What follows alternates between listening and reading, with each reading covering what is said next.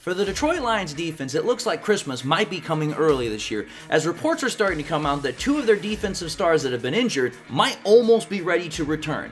We're going to talk about it in today's episode, folks, so stay tuned. It started with an owner who had a last name fans despised, hiring a coach that the experts thought was crazy. But I got a plan, I swear to you. Who traded for a QB that was said to be washed up. They said the Detroit Lions would never amount to anything, that it would always be the same old Lions. But this team, our team, has a new identity, defined and expressed by the crazy head coach. Doesn't matter if you have one ass cheek and three toes, I will beat your ass. Led by the QB that nobody thought was good. Motor City Mania is in full swing and ready to start. So join the show and be prepared for kneecap biting, because Motor City Mania starts right now.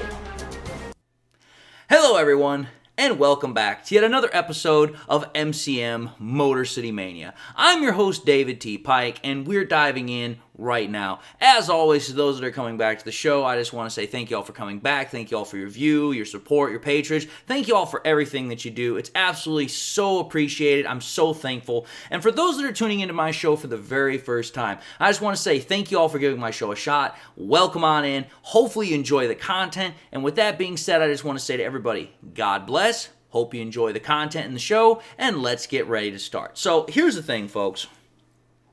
We have now gotten past the halfway point of the season. Right now we're in the home stretch. We're getting ready for the playoffs. We're getting ready for the playoff race. We're getting ready for all the things that kind of make football really fun towards the end of the year here. But what the Lions are really looking for at this time is to try and figure out how to get better as much as possible, which for the offense is not really something that they can really do. They've really kind of maxed out kind of almost in certain areas where they can. Can they get better statistically? Absolutely they can. They can be a little bit more efficient, but realistically, this Lions offense, as I've talked about many times, it's a top 5, top 10 offense. There's not really as much more growth or room that they could really expedite or really get out of themselves. At this point, they've kind of reached their max potential a little bit. I'm not saying that they can't do more. I'm just simply saying for them, it's going to be a little bit more difficult.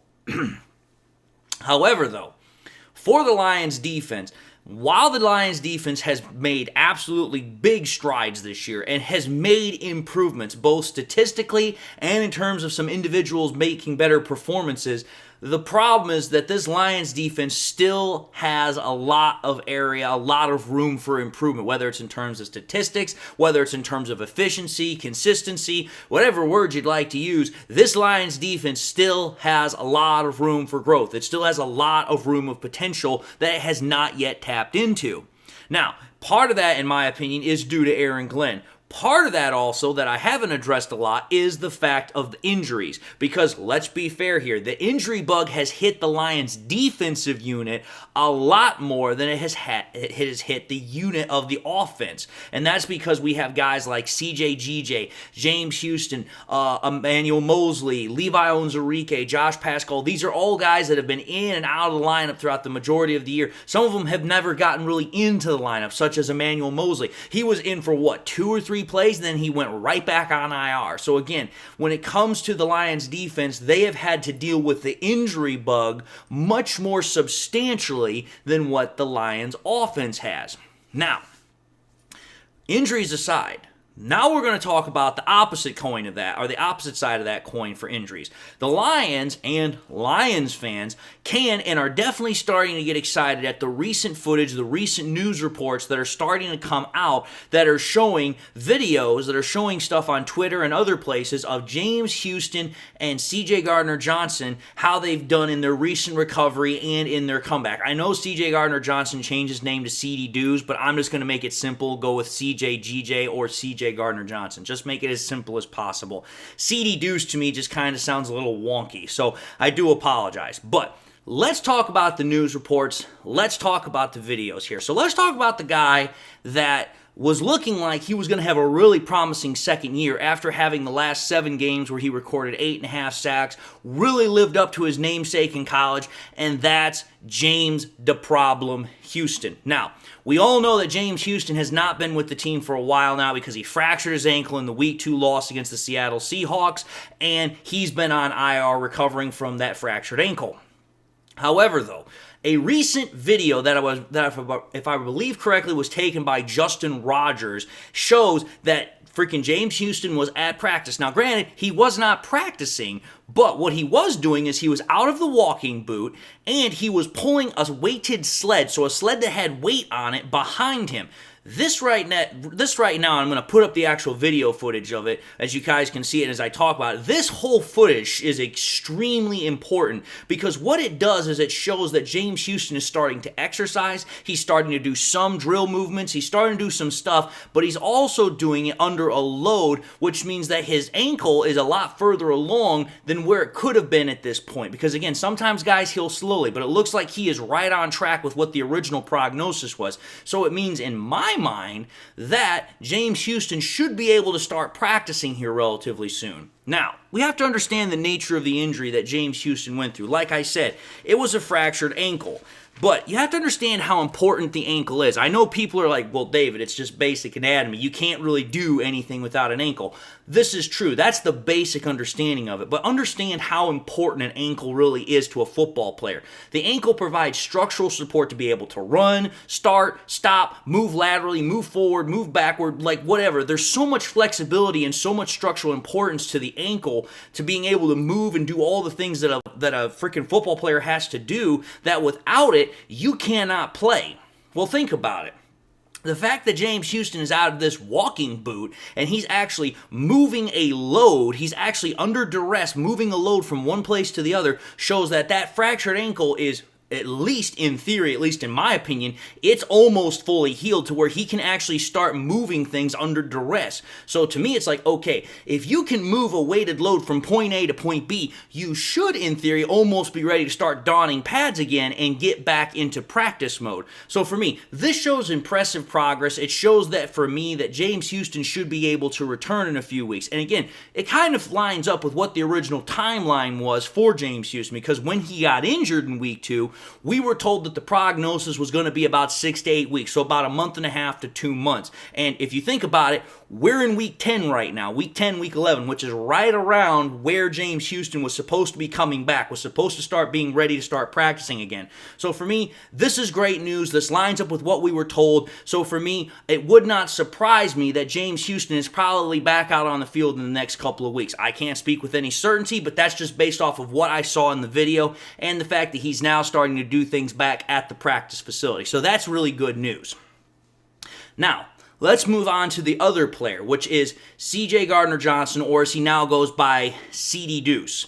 Here's what we know about him. He also got injured in that week 2 loss against the Seattle Seahawks, but his injury was of a completely different nature and on a completely different part of the body, where James Houston's was due to a structural injury to the bone. His was an injury to a muscle, which was the pectoral muscle being torn clean in half. Now, that might sound like it's a bit of a problem, which okay, it is, but the fact that it was a clean tear actually kind of helped the healing process, because if it was a jagged tear, he would have been out for the whole year. There would have been no chance of him coming back. But because it was a clean tear, it actually helped the surgeons be able to get the repair done much more quickly, and also will expedite him being able to come back, which is why these 2 videos that I have to show, which I believe, if I recall correctly, either come from his Instagram account, Twitter account, whatever the case is, show just how much progress that CJ Gardner Johnson has made up to this point in the year.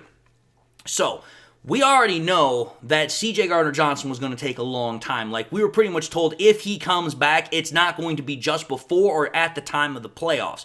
But you have to think about it here. From what news reports we've heard up until this point in the videos that I'm about to show, the progress that he's made has actually been rather exponential, because we heard a couple of weeks back that he showed up at the Lions practice facility. He was outside talking with the boys. He was showing them the support, all that. He actually was there, and he actually was able to do a push push-up while at practice. Now, I'm going to tell you this right now. If you've ever had a muscle strain or a muscle cramp, trying to do anything of that nature almost is impossible to do. But when you've had a muscle torn clean in two and you're still recovering from the surgery, the fact that since it's a chest injury and he was able to do a push-up, absolutely impressive. That right there completely blew me away. But when you take a look at these videos, you're going to see further how fast he's able to recover. And again, in my opinion, I think that he'll probably come back maybe a little bit sooner than what we anticipated. He might even be able to come back for one of the last couple of games of the regular season. I'm not speaking with any authority or any certainty, but based on what I'm seeing, I think it's possible. So let's take a look at the videos here really quickly. Again, you have to think about this for a minute.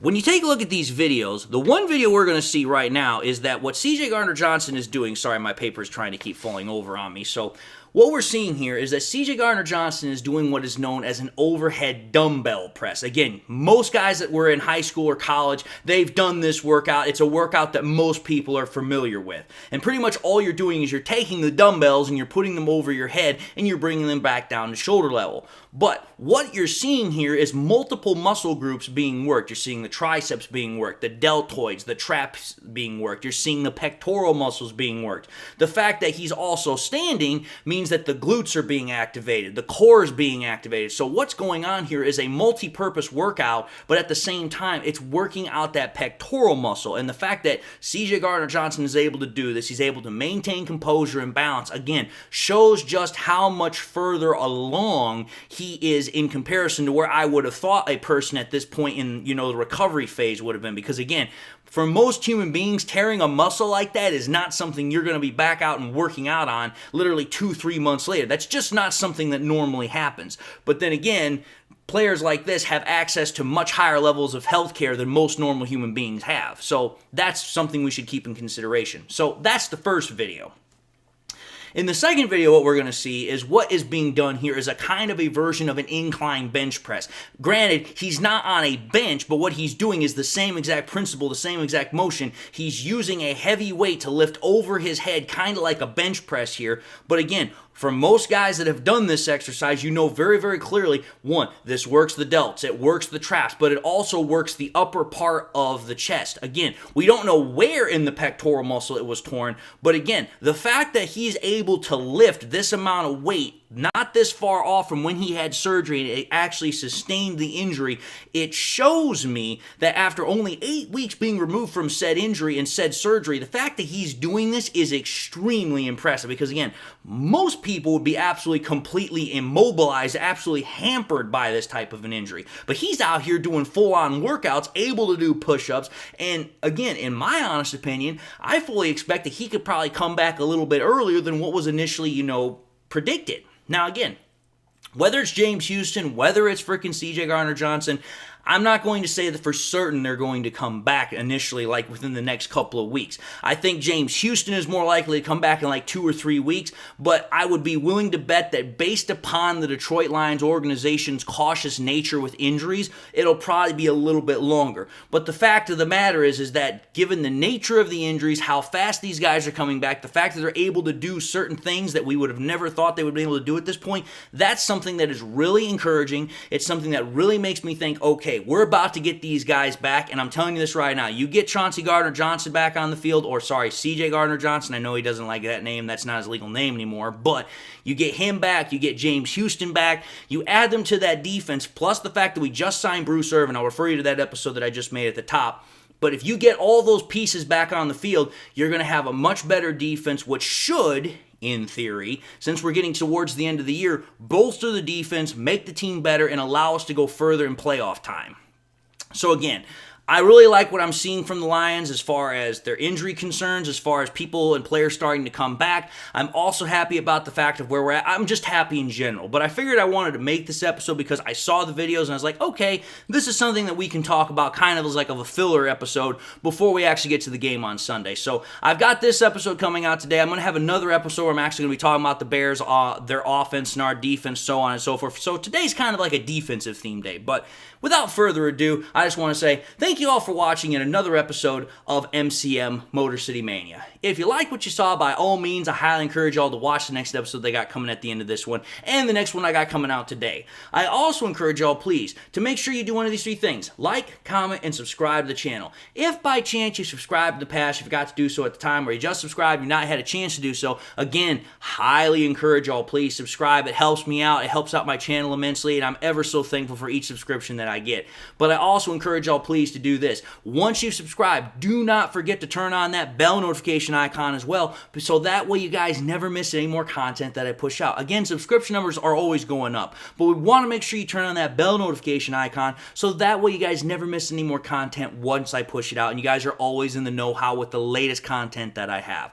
I also encourage y'all, please, to share this content with your Lions friends and family members. Share it on YouTube, share it on Twitter, share it on Facebook, share it anywhere and everywhere you can with anybody and everybody that you can. And with that being said, I just want to say again, thank you all for giving my show a shot. Thank you all for watching the content. Thank you all for everything that you do. If I hadn't gained your subscription yet and I just earned it, again, thank you so much. Hopefully I was able to do that. And with that, I just want to say, God bless. Thank you all for watching my content. And until the next time we meet, I'll see y'all in the next episode.